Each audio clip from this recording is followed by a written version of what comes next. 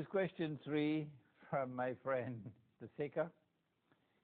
He says that many Orthodox Christians feel that in recent times the Muslim world has completely sided with rabid and bloodthirsty psychopaths such as the Taliban, the Chechen Wahhabis, or the drug and organ-dealing terrorists of the KLA. Furthermore, those Takfiri lunatics who have killed or have committed suicide in terrorist operations against civilians, women and children are often referred to as Shaheed or witnesses of Allah by mainstream Muslims. Actually, Shaheed would be here, martyr. Orthodox Christians wonder, how is it that those who died taking school children hostage or torturing prisoners on camera are witnesses to God? I call this the wrong or right. My ummah reflects. Is there a basis for this accusation? And what would you say to those Orthodox Christians who are deeply suspicious of Islam for calling terrorists Shaheeds? Well, I am a Muslim, Sheikh, and I, first of all, do not accept the definition of terrorists given by the barbarians who now rule the world from the West. I hope you do not belong to the West, Sheikh. The barbarians who now rule the world from the West declare of anyone with a beard he's a terrorist. Anyone who declares that paper money is bogus, it's fraudulent, it's haram, is a terrorist. Anyone who attacks the petrodollar monetary system is a terrorist. So the definition of terrorism given in the West is a problem, and we have to be careful when we use the word terrorist. Anyone who dies, whether you be Christian or Jew or Muslim, I don't think it makes a difference. I think Islam and Christianity and Judaism speak with one voice, that anyone who dies while struggling for liberation from injustice and from oppression is a martyr, and that is the translation of the word Shaheed, a martyr. So we are allowed to struggle.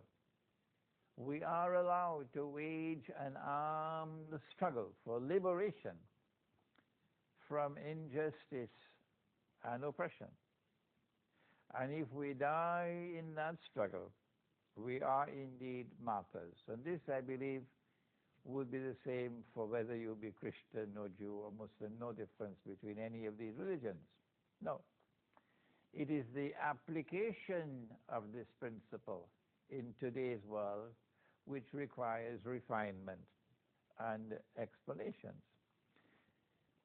What would we say about a struggle for liberation waged by a people who take weapons from NATO and take money from Saudi Arabia and get their training in Turkey to go and overturn and overthrow the government in Libya, waging a bogus, fraudulent so-called jihad?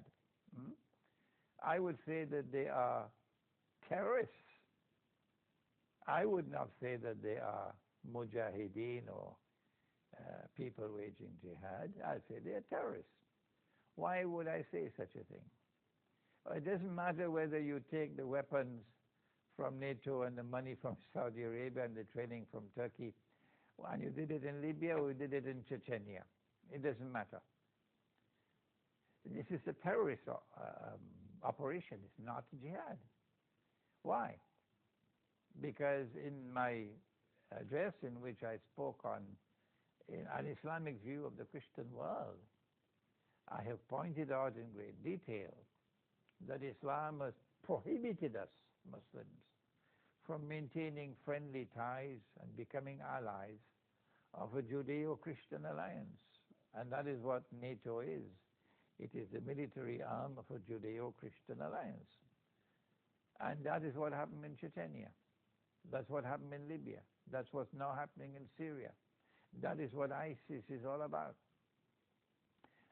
NATO is a part of it. And when you go into this so-called struggle for liberation, using weapons provided by the Judeo-Christian alliance, you're not martyrs. So we can dispose of this question in this very simple way to say, it is not true to say that the entire world of Islam is in support of these operations. And the entire world of Islam consider these people to be martyrs who died. Because as Muslims come to learn more and more of what Allah has said in the Quran concerning the Judeo-Christian alliance, which today is part of the Western Christian world and the Western Jewish world, what the Quran has said prohibiting Muslims from maintaining friendly ties with them or being their allies, allows Muslims to now recognize that this is a bogus jihad, which was launched in Chechnya. A bogus jihad where American arms are used in China, American arms are used there, American arms are used there. The CIA is at the back planning it all. And you call that a jihad? It cannot be a jihad. In the case of Afghanistan, there was a legitimate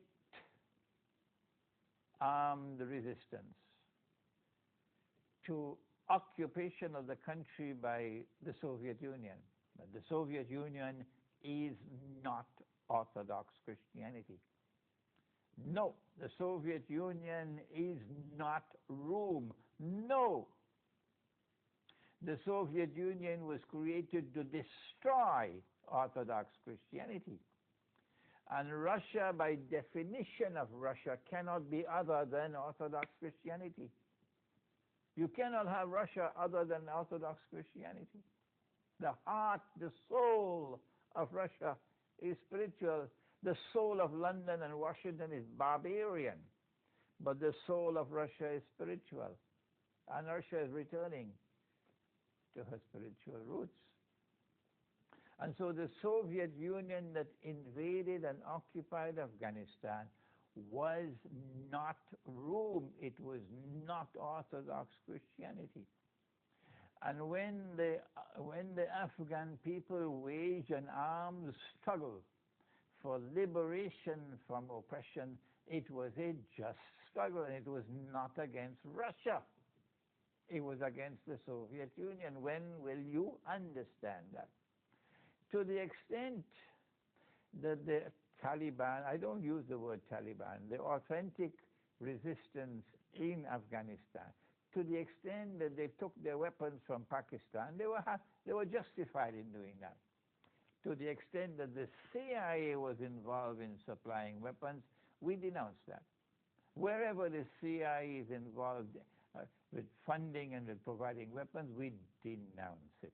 That should never be a part of our history in the future. So our answer is, it is wrong to say that the entire world of Islam supports these CIA operations of so-called jihad.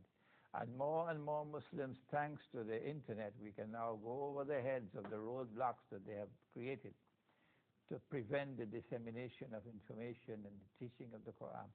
More and more Muslims around the world have their hearts in the right place in denouncing Western Christianity, denouncing the Judeo-Christian alliance, denouncing Zionism, denouncing the CIA, and we don't want to be a part of Saudi Arabia at all. When Saudi Arabia is supporting all of these insurrections in different parts of the world, that is Wahhabi Islam. I make a distinction between Salafi and Wahhabi. And I would like to believe that those who are in prison in Saudi Arabia for opposing the Saudi regime and who are Salafis are still our brothers. So we cannot denounce Salafism. We have to denounce that branch of the Salafism, which is Wahhabi, supporting the Saudi regime. But the other Salafis who are opposing it and who are in prison now, eminent scholars of Islam in prison in Saudi Arabia, yes, they are our brothers. I have students of mine who are Salafi. So we don't use the word takfiri too lightly. We should try to be circumspect in our language. And the Orthodox Christian world, I believe, tomorrow will recognize that the majority of Muslims in the world eventually will have their hearts in the right place. I will never, never, never be supportive of these operations launched by the Saudis and by their friends in the CIA against Christians of the Orthodox world.